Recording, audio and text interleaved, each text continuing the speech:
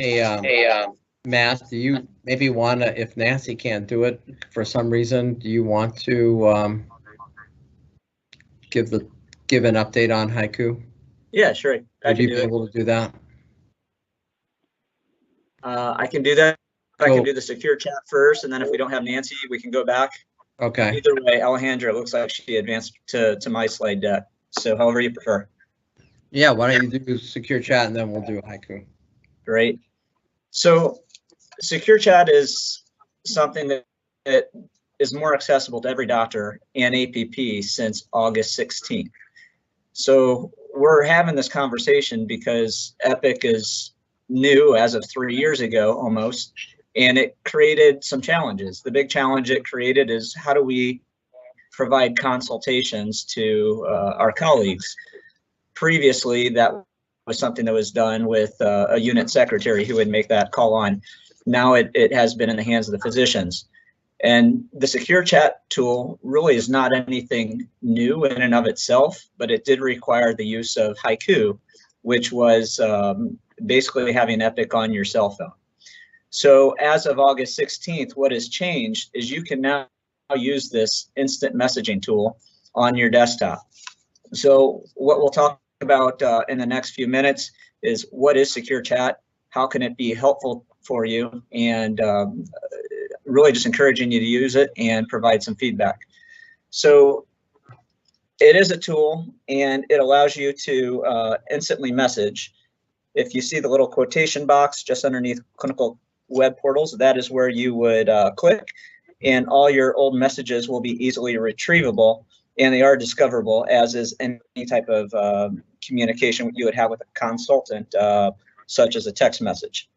Next slide. So since this has been turned on, we have had a fair amount of messages every single day. For the latter month of August, we had over 1,500 messages, which equated to 94 per day. And in September, when we looked at the first 4 weeks, there were 2,200 messages, so almost 80 per day. PCPs and hospitalists are the biggest users of this. They're the ones who are consulting others by and large. And then GI physicians use this really amongst themselves. The SIG group with Steve Fern and colleagues, they really like to use this for internal communication and also communicating back to the attending who ordered the endoscopy for the most part. If you don't have it on your phone, I'd recommend it because it is preferred to use in that way. If it's an application that if you were sitting at a desktop all day or in and out of it very frequently, you will see these notifications very easily.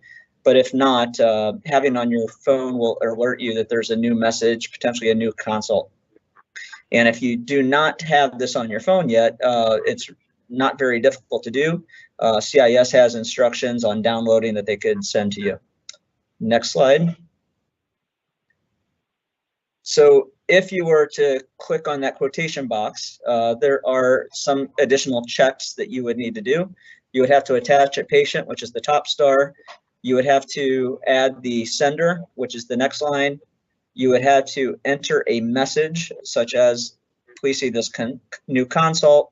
They have X, Y, and Z problems that I'd like you to evaluate, and then you hit send.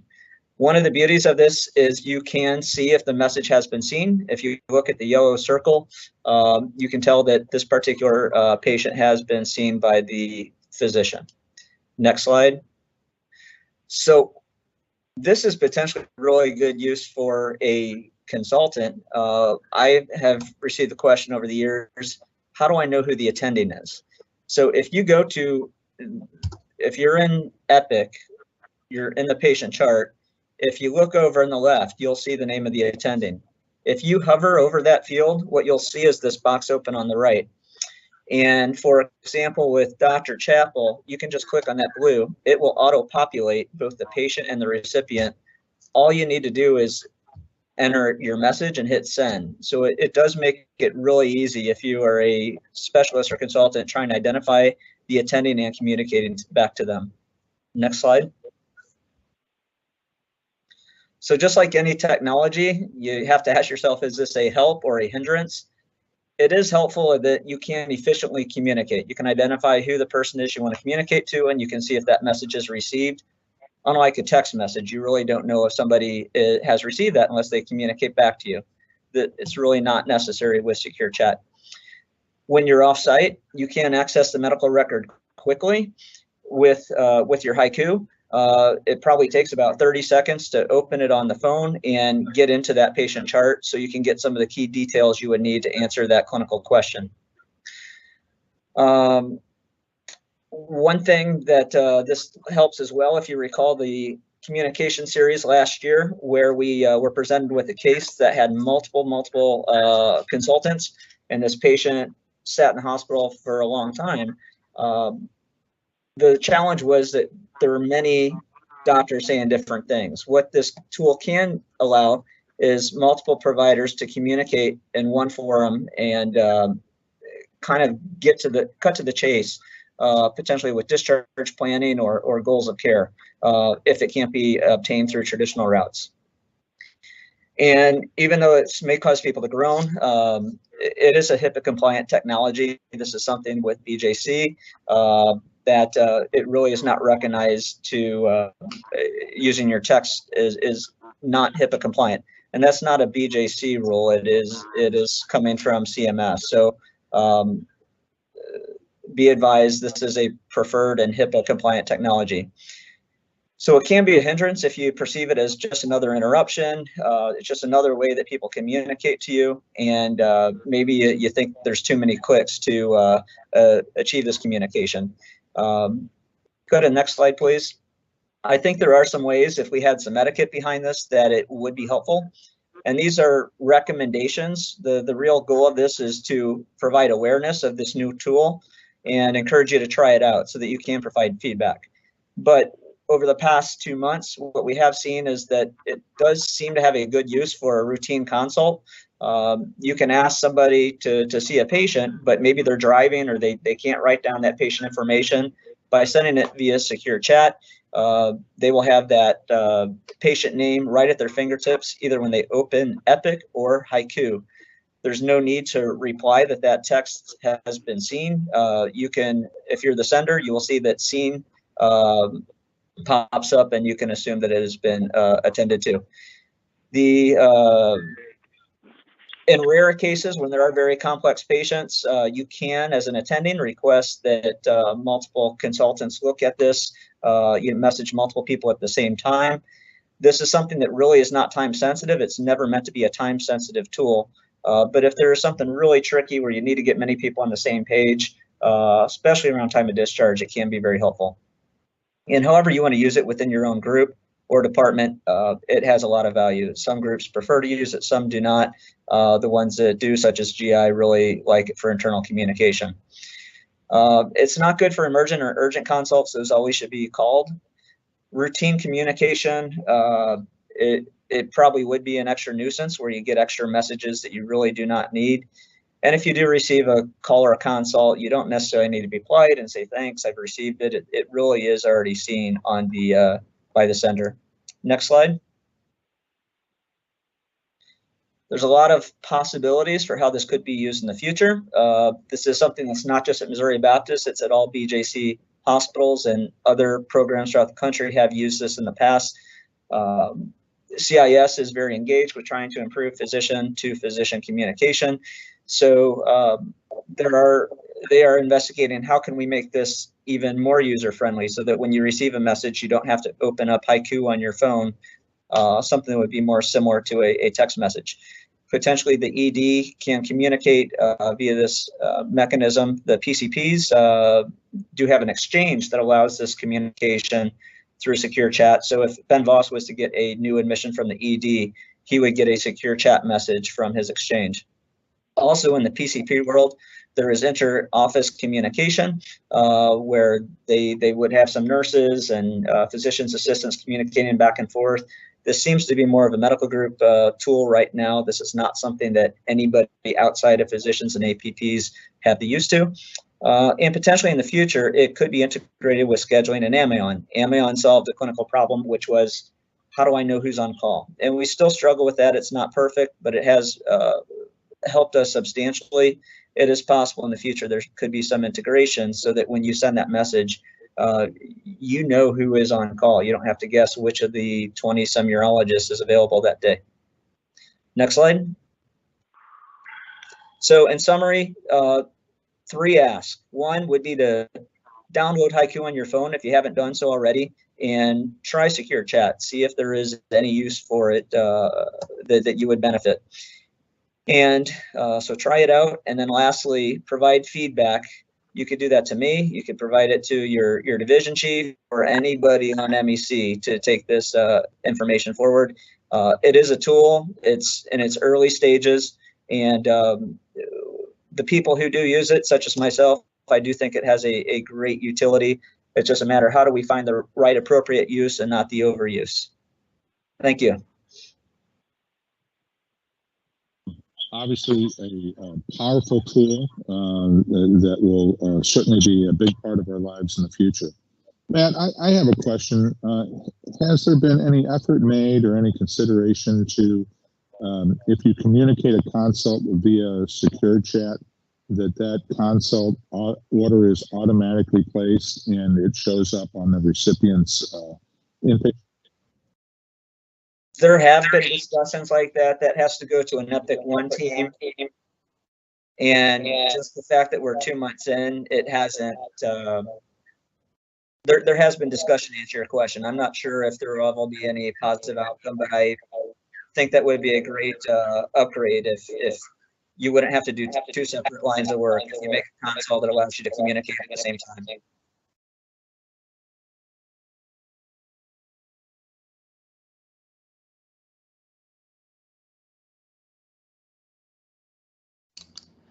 Chris, I think you're muted.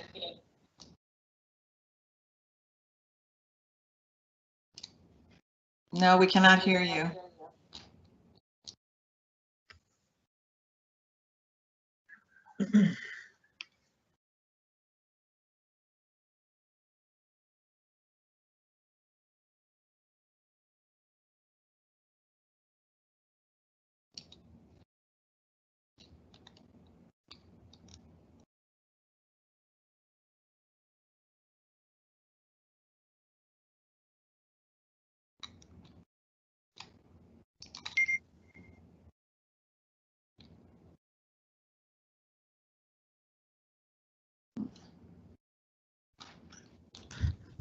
I think we can continue to see if Dr. Williams is available now to do her presentation.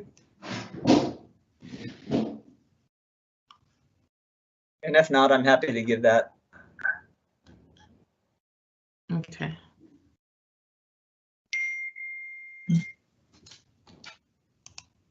All right, I'll give this a shot. I have seen the slides, but I have not prepared to give this. So when you do have Haiku on your phone, this is how you would log in. User ID, password, you would do this 1 time a day. Aside from that, you can use face recognition or thumbprint. And I do know the Epic One team is trying to figure out how do we allow this login so that you don't have to pull a mask down every time. But really, in terms of manually entering that user ID and password, that should be a 1 time a day exercise. Next slide.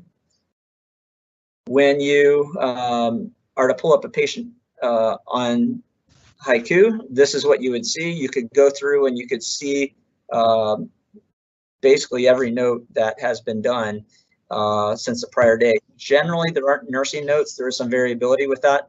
But if you're doing your rounds, you don't need to stop at a desktop. You can see what Lizette Alvarez had to say or whatever other physician just at your fingertips. Next slide. You also have the ability, so I guess what we're doing is we're looking at the bottom row. Every row has a tab that it pulls up. So the first one was those multiple sheets of paper. That's going to be all your progress notes. The one with the flask, that is your laboratory and data. You can pull up CBCs, BMPs. It allows you to search the specific lab tests. You can't see all of them at once, but if you were to hit this back button on the upper left-hand corner, that would give you multiple other options such as CMP, radiology, and whatnot. Next slide. And here's an example of a chest x-ray, what that would look like, assuming that is read by a MOBAP radiologist. There is still some challenges with having these off-site reads with how they're scanned in the chart, and that is a known problem. You can see them on desktop with a few extra clicks, but it still has not been integrated with HiQ yet. Next slide.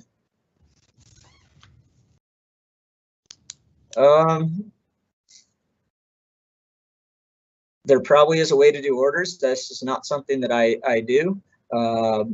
So I'm at a loss on how to do this. Next slide. And this is more of how you would do something if you were to do orders. So I apologize that this is not something I have knowledge of how to do. Next slide.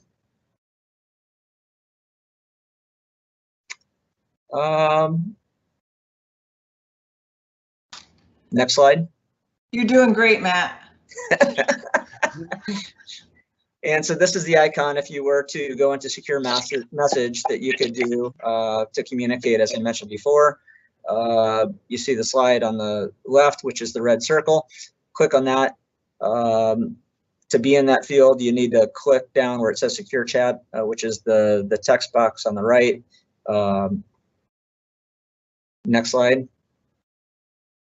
And pull up is it would pull up, go forward a few slides. I can actually show you what it would look like to connect them. Can you go forward a few slides, Alejandra? 1, 2, stop. But it would look something pretty similar to this, where you would have to attach the patient name, who you're sending it to, send a message, and hit send. So fairly similar to how you would use it on the desktop. So I'm Nancy Williams. If you have any questions, feel free to contact me. Thanks, Matt. Chris, are you back on? All right, Chris asked me to take over because he's having technical difficulties. Our next presentation is on the United Way, and as a preface to Cindy or Mike's comments, we are truly blessed in our position here in society. We are working, we have incomes, we have a privileged status in the community, given our roles, and charity has been an historical way of those who are more fortunate to give to those who are less fortunate. Even back in the Bible, the book of Ruth, the farmers always left a part of their fields unharvested, so that the poor people could have their own supply of grains as a way of charity. So to continue that tradition is very important to our community here in St. Louis. COVID has greatly increased the need for the services provided by the United Way and Jewish Federation. So Cindy, please give us a little bit more detail because I don't see Mike on the presentation. Yeah, I'm sitting in for him. Team, hi, I'm Cindy Donato, and I serve our organization by leading human resources and our PI, performance improvement and project management team. I am the co-chair this year. I'm happy to serve Mike Kelly as our chair this year for the United Way campaign, Jewish Federation campaign. Mitch, thank you for the introduction, and gosh, a biblical quote even this morning. I'm awake. I hear all of that. Thank you so much for sharing. We can go to the next slide. I appreciate it. Thanks, Alejandra. Our partners, I think most of you know, the United Way and Jewish Federation for the last couple of years have had a joint campaign for fundraising. We really are in dire need in the community today, and your contributions, no matter how small, will be helpful to our community. We can go to the next slide. We're going to skip this video because I'm told that we'll have technical difficulties with it, and I'm not going to get cut off like others here. So our campaign this year is active. It's live. It goes until October 31st. BJC has an overall goal of just short of 1.3 million, which is a significant contribution to the community. At Missouri Baptist, our goal is $137,788. We are targeting to get 100% of our directors and above at the leadership giving level, which is $1,000, and we are currently at 95% of that participation, which is a great testimony to our leadership team. And our other goal is 20% participation across our employee base. Your pledge forms can be emailed and can be provided by Brenda Landman. She does have an electronic version, but you can also stop by the executive suite. We'd love to see you, even with your mask. If you are an employee, you can go on BJCnet and click on the banner at the top of your login, and you can contribute. We really appreciate and are grateful for anything that you can do to support this year's campaign. Thank you. Okay, I will try this now. Can anyone hear me now? We can hear you. Okay, not sure why that happened. Okay, well, thank you very much, Sydney and Mitch. Appreciate it. And obviously, United Way is an important part of our community, and I encourage all to donate if possible. Our last agenda item really is Mitch Botany is going to discuss influenza vaccine requirements at Missouri Baptist. Go ahead, Mitch. So as many people know that every year, Missouri Baptist and the other hospitals in BJC have required an attestation that physicians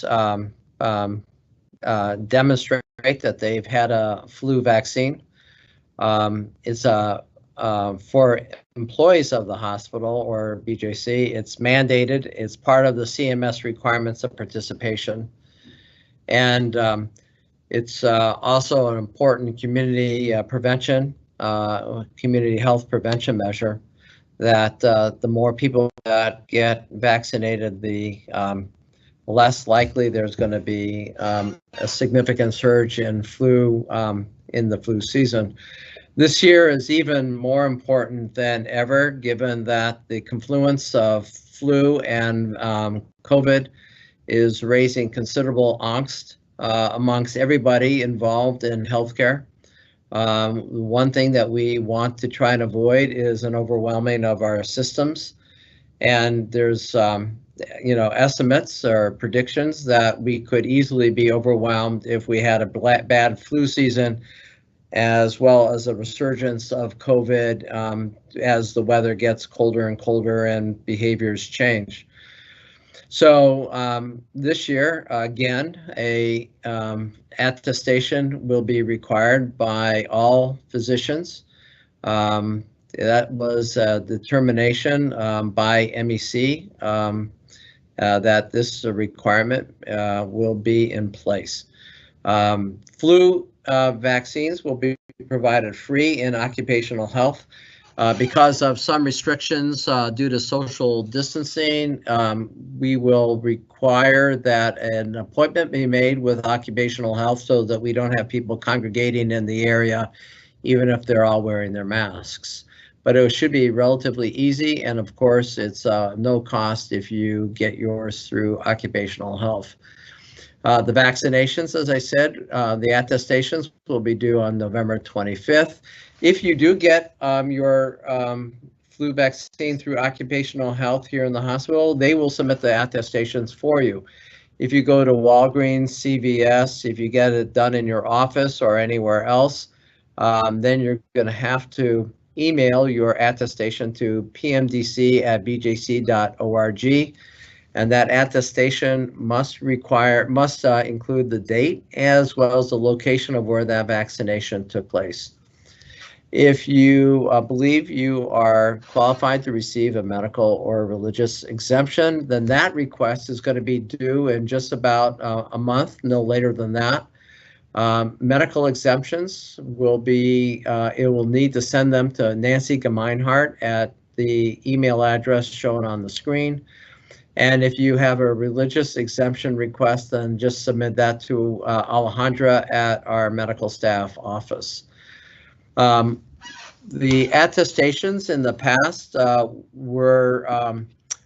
it took a lot of work for us to try and get everybody on staff to adhere to that attestation requirement. We will continue to work with you to get those attestations in place in time. But this year, given the concerns over the confluence of COVID and the flu, we're seriously considering suspending clinical privileges if no attestation is provided by November 25th, or no, particularly if you, as well as whether you have a medical or religious exemption. So my ask of everybody listening today, as well as if you could be my ambassador and send the message out to your colleagues, is please get your flu attestation in time and your attestation submitted. I do not want to pull the nuclear option if that's the decision that BJC makes to go ahead and do this. This is now under active discussion within the CMO Council, since we would be the ones who are enforcing this. But I can tell you that the inclination right now, we're working out technical details. The inclination is that clinical privileges will be suspended until such time as that attestation is provided, if it's not provided before November 25th. And I'm happy to take any questions if anybody has any. Thank you, Nick. Before we get to your questions, I have a question here for Matt. Matt, I don't know if you're still on, but the question is, why can't we use facial recognition for any login? Why do we have to type the login the first time? I don't know. I'm a reporter, not the decider, so I can certainly ask, but I just know that is how things are set up currently. I suspect that someone has decided that it's a security requirement, and I guess that this is probably done at Epic rather than at BJC. I suspect you're right, Chris. Yeah. So for all, I'm sorry my audio cut out there earlier. I don't know why that was the case, but nonetheless, I see no other questions, and if I'm fond of saying that we have two currencies in healthcare, it's money and time, and I cannot give you money, so I am going to give you back some time. So this brings this quarter's QMS to a close. If you have any questions for me, my email address was posted at the top of the agenda. Feel free to reach out to me, and I hope you all have a safe and happy week. Take care.